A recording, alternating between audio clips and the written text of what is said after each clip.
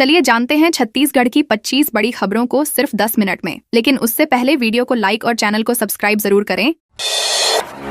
22 kilo गांजे के साथ 2 महिला नाबालिग समेत 7 अरेस्ट। राजधानी रायपुर में नशे के खिलाफ बड़ी कार्रवाई करते हुए पुलिस ने अंतर्राज्यीय गांजा तस्करी गिरोह का भंडाफोड़ किया है। ओडिशा से मध्य प्रदेश गांजा ले जाने की फिराक में घूम रहे 7 आरोपियों को गिरफ्तार किया गया है, जिनमें 2 महिलाएं और 1 नाबालिग भी शामिल हैं। पुलिस ने इनके कब्जे से करीब 22.450 किलो गांजा जब्त किया, जिसकी कीमत करीब 11.22 लाख रुपए बताई जा रही है। तेलघानी नाका इलाके में मुखबिर की सूचना पर घेराबंदी कर आरोपियों को पकड़ा गया। पूछताछ में खुलासा हुआ कि गिरोह संगठित तरीके से तस्करी करता था। पुलिस अब नेटवर्क से जुड़े अन्य लोगों की तलाश में जुटी है।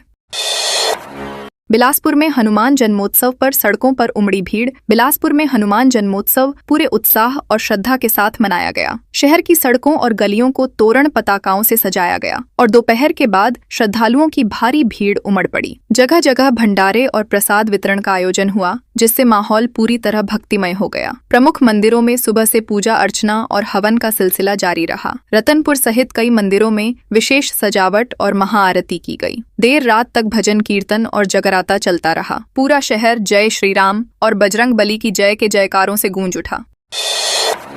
किसान बोले, अवैध रेत खनन से महानदी का जलस्तर गिरा। बलौदाबाजार जिले में किसानों ने महानदी में अवैध रेत खनन को लेकर गंभीर आरोप लगाए हैं। उनका कहना है कि कई घाटों पर लगातार मशीनों से रेत निकाली जा रही है, जिससे नदी का जलस्तर तेजी से गिर रहा है। इसका सीधा असर आसपास के गांवों की खेती पर पड़ा है। करीब 500 एकड़ में लगी तरबूज, ककड़ी और खीरे की फसलें पानी की कमी के कारण सूख गई हैं। जल संसाधन विभाग ने भी गहरी खुदाई से जलस्तर गिरने की बात स्वीकार की है। किसानों ने प्रशासन से तत्काल कार्रवाई की मांग की है, ताकि आगे और नुकसान से बचा जा सके।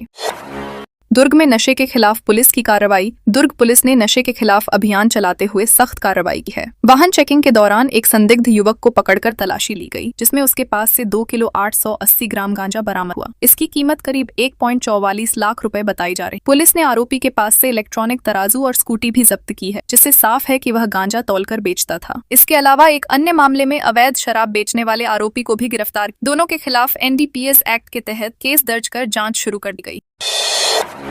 महासमुंद में आपस में भिड़े कांग्रेस नेता एक दूसरे को पीटा। महासमुंद में कांग्रेस नेताओं के बीच विवाद इतना बढ़ गया कि मामला मारपीट तक पहुंच गया। प्रेस कॉन्फ्रेंस की जानकारी न देने को लेकर शुरू हुआ विवाद देखते ही देखते हिंसक हो गया। नेताओं ने एक दूसरे पर कुर्सियां फेंकी और कांच के गिलास तोड़ दिए। इस दौरान कई नेताओं के कपड़े भी फट गए और माहौल तनावपूर्ण हो गया। स्थिति बिगड़ने पर जिलाध्यक्ष को पुलिस बुलानी पड़ी। मौके पर पहुंची पुलिस ने सख्ती दिखाते हुए मामला शांत कराया। घटना का वीडियो सोशल मीडिया पर वायरल हो रहा है, जिससे पार्टी की छवि पर सवाल उठ रहे हैं।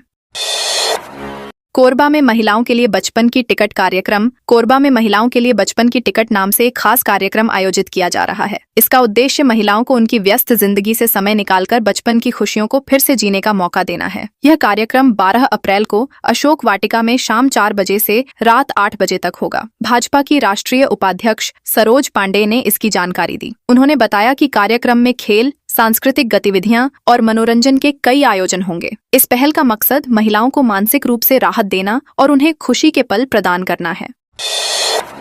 स्वास्थ्य सचिव के स्टाफ का सदस्य बनकर अस्पतालों से वसूली। दुर्ग जिले में ठगी का मामला सामने आया है, जहां एक व्यक्ति ने खुद को स्वास्थ्य सचिव का स्टाफ बताकर अस्पताल संचालकों से पैसे वसूलने की कोशिश की। आरोपी ने फोन कर अस्पताल में कथित अनियमितताओं का हवाला दिया और मामला खत्म करने के बदले पैसे की मांग की। गंगोत्री अस्पताल के संचालक ने इसकी शिकायत पुलिस में दर्ज कराई है। आरोपी ने खुद को अधिकारी बताकर मानसिक दबाव भी बनाया। पुलिस ने मामला दर्ज कर जाँच शुरू कर दी है और कॉल डिटेल्स के आधार पर आरोपी की पहचान की जा रही है।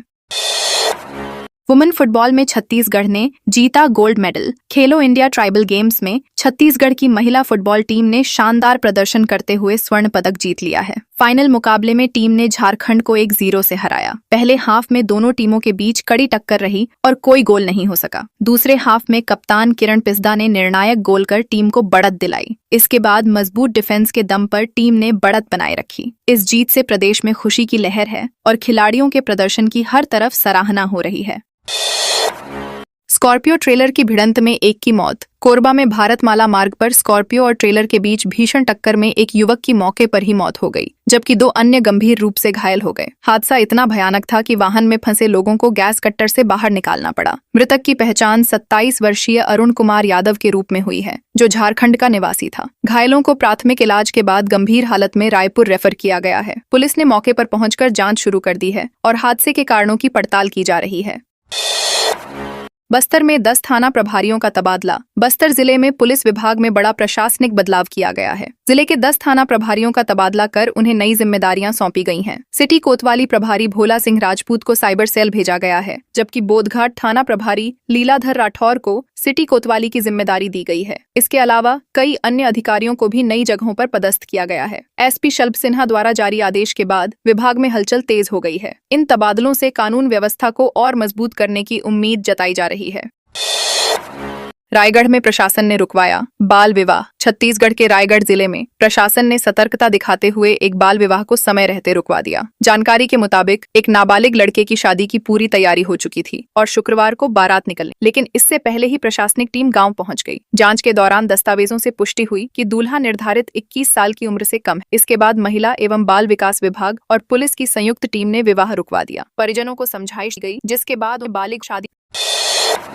लोग सुबह पेट्रोल पंपों में पहुंचे तब पता चला कीमत बढ़ गई। राज्य में पेट्रोल की कीमतों में अचानक बढ़ोतरी से आम लोग हैरान रह गए। 2 अप्रैल सुबह 6 बजे से पेट्रोल 1 रुपए महंगा कर दिया गया, लेकिन इसकी जानकारी पहले से सार्वजनिक नहीं की गई थी। सरकार ने पेट्रोल पर लगने वाले सेस को 1 रुपए से बढ़ाकर 2 रुपए कर दिया है, जबकि वैट पहले की तरह 24% ही रखा गया है। इसी बदलाव के कारण कीमत में बढ़ोतरी हुई है। 5 साल पहले पेट्रोल 100 रुपए पार होने पर सेस घटाया गया था, जिसे अब फिर बढ़ा दिया गया है। हालांकि डीजल पर कोई बदलाव नहीं हुआ है, लेकिन पेट्रोल महंगा होने से लोगों की जेब पर असर पड़ना तय माना जा रहा है।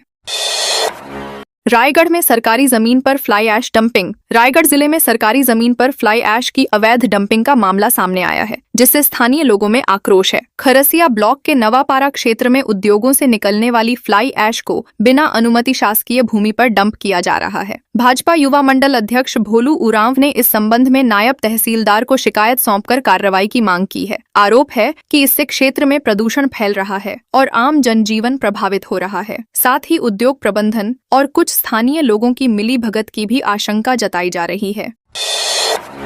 बिसाहूदास महंत जी की जयंती मनाई गई। पेंड्रा नगर पालिका में पूर्व मंत्री और स्वतंत्रता संग्राम सेनानी स्वर्गीय बिसाहूदास महंत की जयंती श्रद्धा और सम्मान के साथ मनाई गई। इस अवसर पर उनकी प्रतिमा पर माल्यार्पण कर उन्हें याद किया गया। कार्यक्रम में मरवाही के पूर्व विधायक डॉक्टर धुरू सहित कांग्रेस के कई पदाधिकारी और कार्यकर्ता मौजूद रहे। नेताओं ने महंत जी के योगदान को याद करते हुए उनके विचारों पर चलने का संकल्प लिया। कार्यक्रम में महिला कांग्रेस ब्लॉक अध्यक्ष और अन्य पदाधिकारियों ने भी हिस्सा लिया। सभी ने उनके जीवन से प्रेरणा लेने और समाज के लिए काम करने का संदेश दिया।